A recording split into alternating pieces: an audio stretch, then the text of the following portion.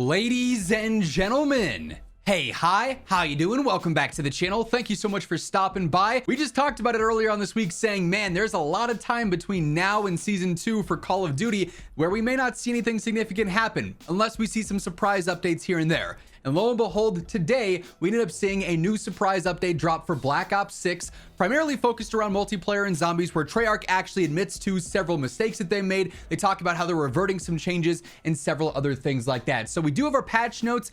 It's not Friday, is it? I'm very confident it's Thursday. So the patch note day is wrong, but it's still January 9th. We got a new update now. This is just a hotfix update. So it's an update requires restart one. You go through, you boot up your game, go through that cycle. You'll be good to go. All these changes will be automatically applied. But as we do dive into all the update patch notes here, quick reminder, if you want to guarantee you are always in the know for everything going on in COD, whether it's news, updates, patch notes, meta breakdowns, it's all right here on a daily basis, so feel free to hit that subscribe button, turn on those post notifications, and if you enjoy this video, a like rating is always seriously appreciated as well. But here's what they've got for some global updates. Curiously enough, there's actually no Warzone specific patch notes with this update, but these global updates do end up actually affecting Warzone as well. So characters, they addressed an issue with the Maya Joyride operator skin where it would not be visible past 70 meters. They actually just disabled this in Warzone the other day because it was another glitched invisible skin. Of course, though, they were still selling it in the store the entire time it was disabled, but that should be fixed now. So in theory, that should be back and usable in Warzone now.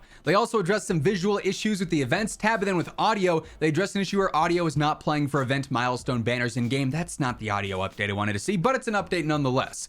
We then get into some multiplayer specific updates here with modes. In red light, green light, they increased the XP awarded from the match bonus. You weren't getting like any extra XP in that mode. It was very much so just based around fun and nothing else. So nice to see they updated that slightly.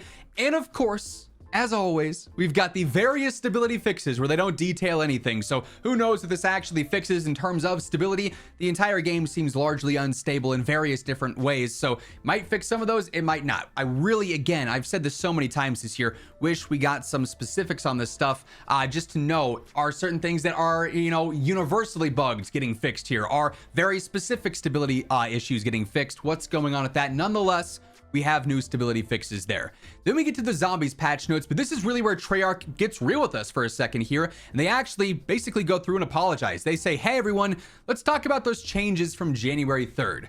The team is always focused on making zombies fun and rewarding. It's why we make video games, but we don't always nail it the first time. Some fixes for bugs or exploits can become lower priority as more important issues come up, and some need to be held for an update further down the line. Last Friday's changes to Big Game for Shadow Rift, the Shock Charge speedrun step for Terminus, and Directed Mode spawn delays after 5 loop rounds are prime examples of these. We know it's not fun to see a fix multiple weeks later for something that wasn't bothering you in the first place, so we're reverting the Directed Mode changes.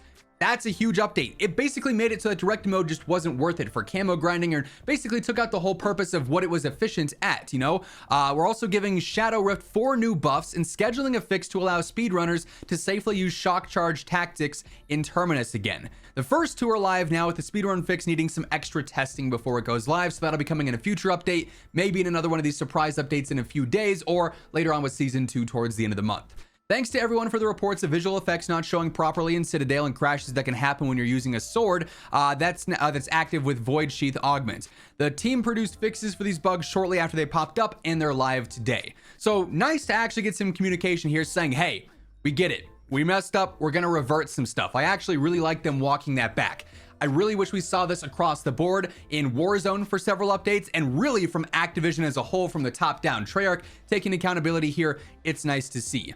With map updates here on Citadel, they addressed an issue where using the Void Sheath Augment for Ether Shroud with one of the elemental swords could cause a crash. Addressed an issue where many visual effects would stop playing. In directed mode, they addressed an issue where guidance would be incorrect if a player disconnected with a stamp. Addressed an issue where guidance would be incorrect with a stamp spawning, and an issue where picking up Soleil after a stamp was spawned could prevent quest progression.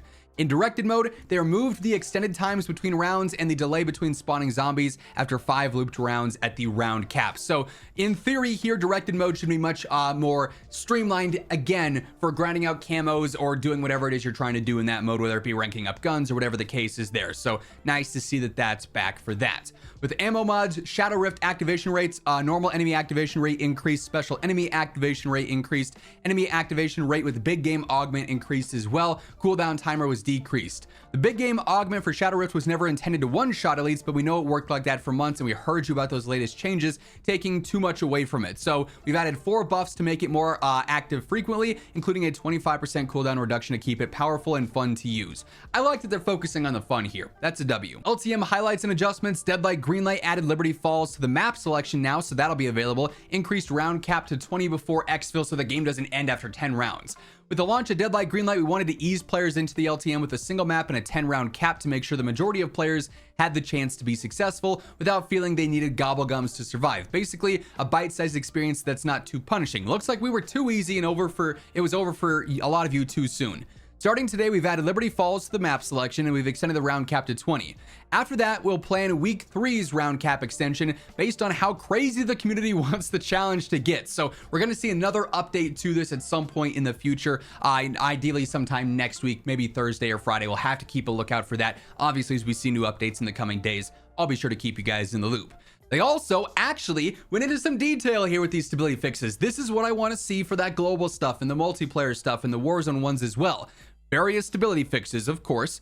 Sometimes bugs appear fixed in testing, but turn out to still be an issue in the live game after the patch goes out. This sucks for everyone and it can lead to inaccurate patch notes, which we never want. The Vermin double attack bug is one of those, and like the Terminus speedrun fix, the proper solution for it unfortunately can't be implemented as quickly as some of the other ones listed above. Look for both of those fixes when Season 2 launches on January 28th. So we now also have it confirmed for what it's worth. Season 2 is official for January 28th. There's been some speculation with that date, but that's now officially confirmed. And then we did end up seeing one Warzone patch note go live today, and this is what I was theorizing towards the start with Warzone. The Joyride operator skin for Maya has been re-enabled. So of course, COD Updates also posted another tweet here with another fix or update that's gone out the second I clicked stop recording on that initial video there. But the Armory is now back and should be functioning as intended. When I booted up my game, I was actually able to access it now within Warzone and then Black Ops 6 as well. So for those of you who have not unlocked some things through the Black Ops 6 events or don't have some MW2 or MW3 weapons available, you can now fully get those through the Armory, or at least you should be able to. With the hot fix today, yes, we did actually see some new surprise patch notes. I like that Treyarch was actually focusing a decent bit on transparency there and really just informing players, hey, we get it, we messed up, we're gonna walk it back, we're gonna fix what you guys didn't like about that update.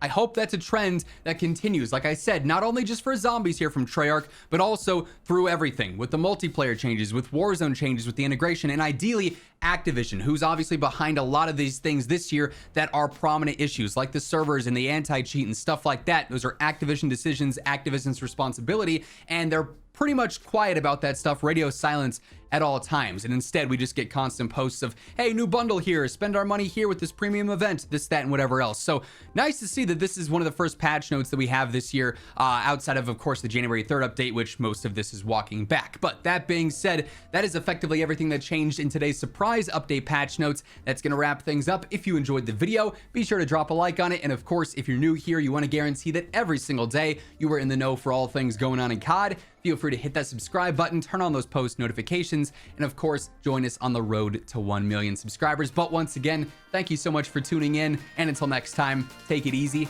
have an awesome rest of your day, and I'll catch you later. Peace out.